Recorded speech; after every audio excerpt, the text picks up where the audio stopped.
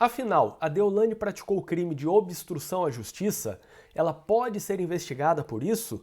Meu nome é Vinícius Alonso, sou advogado criminalista, doutor em Direito Penal e falarei sobre uma notícia recente, na verdade sobre uma nota emitida pela ADEPOL, Associação dos Delegados de Polícia do Brasil. Basicamente, em vários sites temos essa notícia aqui. A associação chama ataques de Deolane a delegado de devaneio e defende nova investigação contra a influencer. A partir disso, surge a curiosidade: qual foi essa nova investigação proposta? O que querem que investiguem agora nesse caso?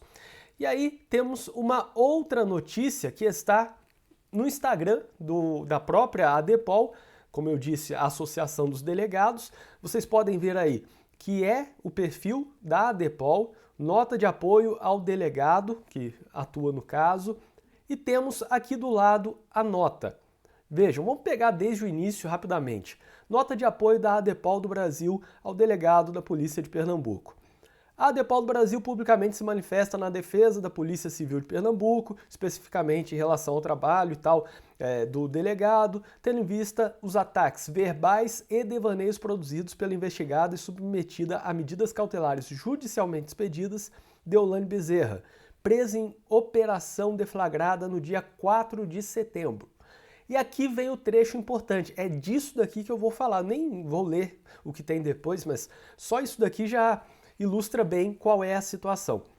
Ademais, a ADEPOL do Brasil pugna pela aplicação rigorosa da legalidade neste caso e inclusive deflagração de outra investigação específica por eventual prática de obstrução de apuração de organização criminosa.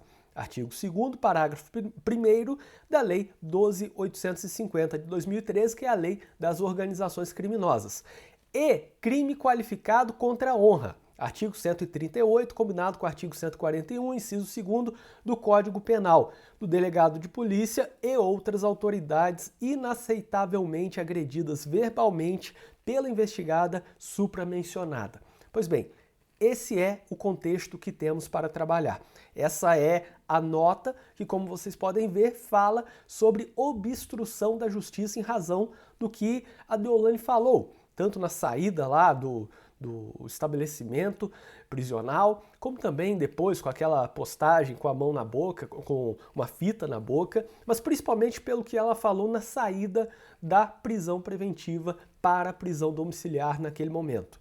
Pois bem, aqui devemos olhar o que diz o artigo 2º da Lei de Organizações Criminosas, no caput e no parágrafo 1º.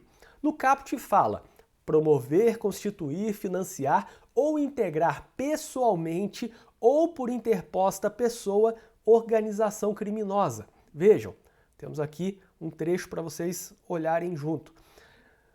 Pena, reclusão de 3 a 8 anos e multa, sem prejuízo das penas correspondentes às demais infrações penais praticadas. E aí, a chamada obstrução da justiça não fala na Lei de Organizações Criminosas, nesse artigo, não tem em cima dizendo crime de obstrução da justiça, como tem em relação a crimes do Código Penal, por exemplo. Não tem isso. Mas passou a ser considerado o que corresponde a uma obstrução da justiça. Então, quando se fala em obstrução da justiça, está se falando sobre o artigo 2º, parágrafo 1º da Lei de Organizações Criminosas. E ali diz: nas mesmas penas incorre. Tá, mesmas penas do quê? Do que tem em cima, 3 a 8 anos. Então, se tivesse uma investigação sobre obstrução da justiça em caso envolvendo organização criminosa, teríamos essa potencial pena de 3 a 8 anos. Quem impede ou, de qualquer forma, embaraça a investigação de infração penal que envolva organização criminosa, como eu acabei de falar. E aí surge um problema aqui. Primeiro, teremos que pensar se isso é, de fato, um crime constitucional, porque é muito amplo, é muito aberto. Segundo, se as falas da Deolane correspondem ou não a esse tipo penal. Ou seja, se são suficientes para impedir Vamos usar os verbos que estão ali: impedir ou embaraçar. Esses são os núcleos do tipo penal: impedir ou embaraçar a investigação. Primeira coisa, sobre a constitucionalidade. Na ação direta de inconstitucionalidade número 5567, o STF decidiu que não é materialmente inconstitucional esse parágrafo primeiro.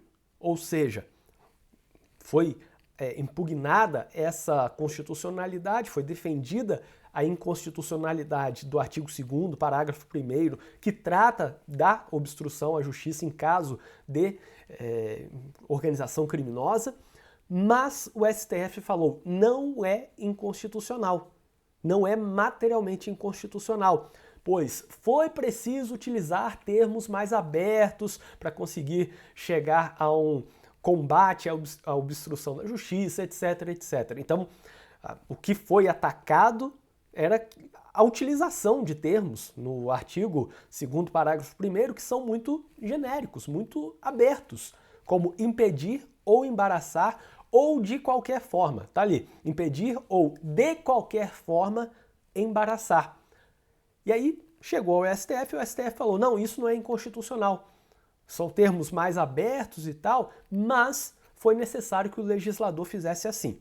Ok, então, pelo STF, em uma decisão de uma ação direta de inconstitucionalidade, é um crime previsto em lei, portanto, e constitucional. Não há inconstitucionalidade aqui. Agora, temos que analisar se constitui ou não crime dar a opinião sobre o caso. Na minha opinião, não constitui crime. Por que não constitui crime? Primeiro, pelo resultado. Não impediu a investigação, não tem como impedir a investigação com a fala dela, e também não embaraçou. Embaraçar aqui é no sentido de atrapalhar, não é no sentido de criar constrangimento. Ah, eu fiquei embaraçado com aquela situação. Não, não é isso. Não é no sentido de criar constrangimento. É no sentido de atrapalhar a investigação. E pelo que se sabe, não teve nada atrapalhando a investigação até o momento.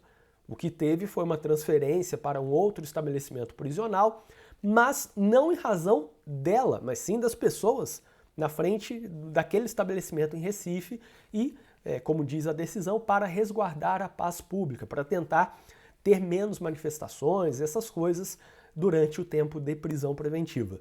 Para mim, não teve esse verbo, portanto, ela não tentou impedir a investigação, não tentou embaraçar a investigação, no sentido de atrapalhar a investigação.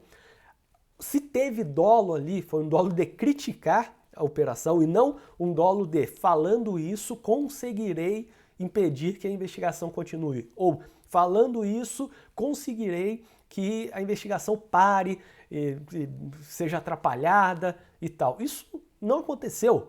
Não foi uma tentativa de destruir provas, não foi uma tentativa de qualquer coisa nesse sentido, de intimidar testemunhas, não foi isso. Por isso, na minha opinião, não constitui esse crime. Outro ponto é que, na verdade, na minha opinião, não seria nem uma medida proporcional em relação à fala à decretação da nova prisão preventiva por descumprimento da cautelar diversa. Eu já falei isso em outro vídeo.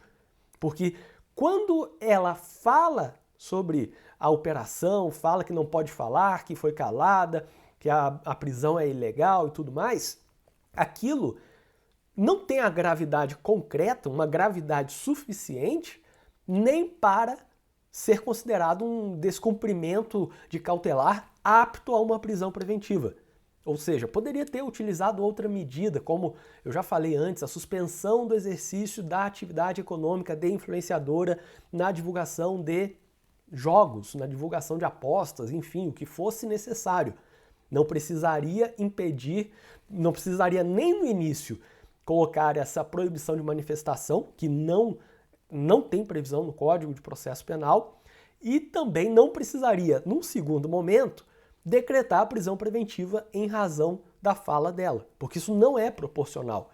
Não é, vejam, decretar uma prisão preventiva é a última coisa do direito penal. É a última coisa do direito penal, do processo penal, no caso, porque o direito penal já é o mais grave dos ramos do direito.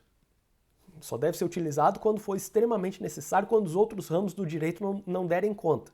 E aí a prisão preventiva, que aí é processo penal, é a pior coisa da pior área. Ah, mas a pena é pior. Não, a pena, pelo menos, já tem uma condenação. Aqui não é com condenação. É uma prisão para responder ao processo, ao inquérito, em cárcere. No cárcere, portanto. E aí, como eu já falei, para mim não teria nem descumprimento da cautelar apto a justificar a prisão preventiva. E nem seria uma cautelar legalmente prevista, por isso seria, na minha opinião, uma cautelar ilegal, que não poderia ter sido aplicada. Mas, ao falar isso, chegar à dimensão ainda pior, nesse caso, de que se trata de obstrução da justiça, aí é extremamente desproporcional. A prisão preventiva em razão do descumprimento da fala já é desproporcional. Mas considerar que é um crime, que pode ser um crime, não estou dizendo que a nota considera que é um crime. Deu apenas a ideia, sugeriu a investigação sobre obstrução da justiça. E aqui eu estou opinando que, para mim, não é obstrução da justiça, porque não haveria nenhuma gravidade e seria totalmente desproporcional em razão de uma fala iniciar uma investigação que pode gerar uma pena de 3 a 8 anos contra uma pessoa, por algo que ela disse, que não teve o condão de impedir nem de embaraçar a investigação. Ah, mas ela tem muitos seguidores e poderia mobilizar e tal. Pois é uma coisa que se fala também em relação a isso. Pelo fato de ter muitos seguidores, tudo que ela fala pode influenciar a opinião pública sobre a investigação. Tá, mas isso daí vale para todo mundo? Porque, por exemplo, digamos, políticos, quando são investigados, políticos tiveram votos de milhões de pessoas. E aí, quando são investigados, fazem uma defesa, falam que a acusação é injusta, que a denúncia não tem sentido, que o Ministério Público está fazendo isso, está fazendo aquilo, a polícia também e tal. Tá, mas nesse caso, tem obstrução da justiça só por se manifestarem? E aqui eu estou falando de políticos e ex-políticos, que nem entrariam na questão da imunidade. Nesse caso, não se fala sobre obstrução da justiça. E mesmo essas pessoas tendo influência, seja pelo cargo, seja pela relevância no contexto da República, seja pelos votos que receberam e até pela quantidade de seguidores que eventualmente tenham. E aí, se não se fala nesse caso, não deveria falar nesse caso da Deolane também. Porque há uma desproporcionalidade em se considerar que a fala, no calor da emoção, foi utilizada para tentar impedir a investigação. Mas impedir em que sentido? As pessoas fariam publicações e tal, e as autoridades não investigariam por conta de publicações?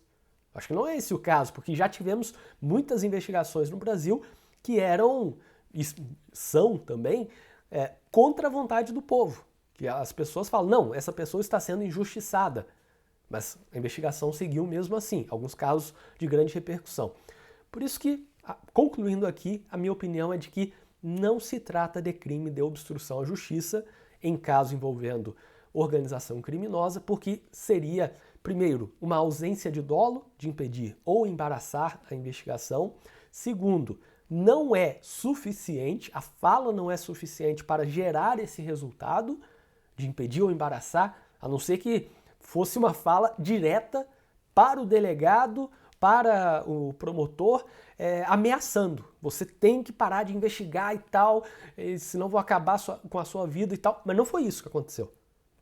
E não foi nem uma manifestação direcionada a essas pessoas. Foi um desabafo em saída de presídio, depois de ficar presa, com a mãe ainda presa. Por isso, essa é a minha opinião e até o próximo vídeo.